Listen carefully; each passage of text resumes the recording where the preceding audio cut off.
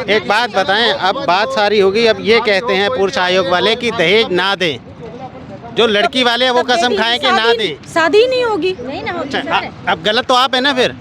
अब नहीं, फिर बैठा ही रही है बुढ़ापे तक अपने घर में। सर एक बात बताइए, मगर जब आप ही रिश्वत दे रहे हैं, आप ही गलत काम को बढ़ावा दे रहे हैं, फिर तो होगा ही होगा ना। आप उसको एक ना गिफ्ट को आप दहेज के रूप दे रहे हैं, एक दहेज का रूप दिया जा रहा है। अगर अभी आप कह रहे थे गिफ्ट, अब आप गिफ्ट को दहेज नहीं कह रहे हैं, नहीं। वो गिफ्ट कह रहे हैं आप। अब गिफ्ट ही होता है।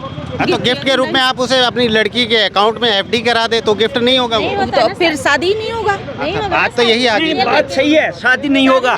तो एक बात सोचो, जब लड़कियों की शादी नहीं होगी तो लड़कों की कैसे होगी? कैसे हो जाएगी? मान लो मैं हूँ, मेरा लड़का है, बात तो सही कह रहे हैं, जब मैं हूँ, लड़कों की मेरा लड़की लड़का की नहीं हुई तो है। लड़के की कैसे हो जाएगी? लड़के वाले तो टेंशन हमारे नहीं है, लड़कों की डेट कैसे हो हो जाए तो जाएगी? कोई टेंशन नहीं, लड़के दोनों वाले को तो बात सोचो टेंशन ना। धरी रहती है। दोनों बात सोचो ना। मैं भी दे रखी हूँ, 1.5 साल पहले शादी करी लड़की को। अच्छा, मैं भी दी हूँ। दहेज दिया आपने? हाँ दी हूँ। तो मना ही नहीं किया आपने, मैं दहेज नहीं दूंगी। मना, वो साफ मना कर दे, शादी नहीं करूँगी। नहीं होगा सर, अभी मैं लड़की 1 महीने से ला कर फिर आप ही आरोप लगाओगी बेटी को पीड़ित कर दिया, मारा गया। नहीं, ये क्यों करूँगी? जब पीड़ित दहेज तो आप ही दे रहे हो, बढ़ावा तो आप ही लोग ही दे रहे रही तो वो साफ मैंने मना किया, मना कर दी है कि नहीं करूँगा हो। तो शादी। एक मना करेगा, कितने मना करेंगे?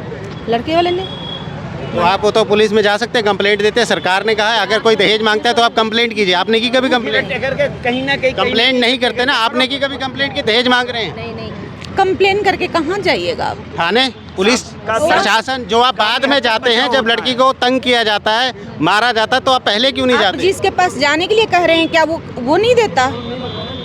वो नहीं देता। जज, पुलिस, एसपी, डीएसपी सब देते हैं। कोई छोटा देता है, कोई बड़ा देता है। मतलब आप ये मांगते हैं कि दहेज खत्म नहीं होना चाहिए, दहेज प्रथा। होना नहीं चाहिए, ये हमारे आपके हाथ में है ही नहीं। ये आप कह रहे हैं कि ऐसा नहीं मगर होता है। चलिए आपको दूल्हे से मिलवाते हैं, दूल्हे राजा। जो डाउरी प्रोविज़न एक्ट है 3/4, उसमें क्लियरली मेंशन है कि दहेज लेना और दहेज देना दोनों लोग जो है सजा के हकदार हैं। लेकिन जब आप पुलिस थाने में जाते हैं, पुलिस थाने में जब लड़की वाले बोलते हैं कि हमने दहेज दिया, मैं पीड़ित क्या बोलूँ, मैं फाइटर हूँ। अच्छा, फाइटर है। मगर अभी एक महिला कह रही है कि दहेज ना दे तो शादी नहीं होती। तो आप उस लड़की को उस लायक बनाइए ना। मगर वो कह रहे हैं ना नहीं होती। सर कहने को तो ये भी कहते हैं बिना घूस दिए हुए आपकी सरकारी नौकरी नहीं हो सकती। मगर वो कह रहे हैं कितने हम अपनी बेटी को बूढ़ा कर ले अपने घर बैठा करके कि दहेज नहीं देंगे, शादी नहीं होगी। 1000 लड़के दे सकता हूँ जो बिना दहेज के शादी कर लेंगे।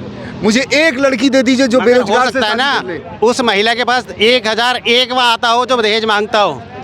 तो मत कीजिए ना। आपकी तो अगर आपकी बहन हो, आप घर में बिठा लेंगे? घर में बिठाना ही क्यों है?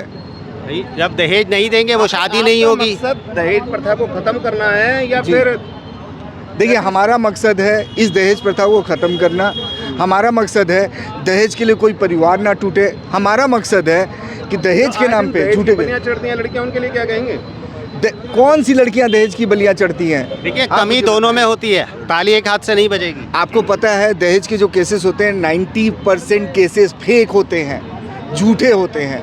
आप मुझे एक केस बताइए जिसमें किसी लड़के को सजा हुई हो, लास्ट में पता चलता है कि वो झूठा केस था।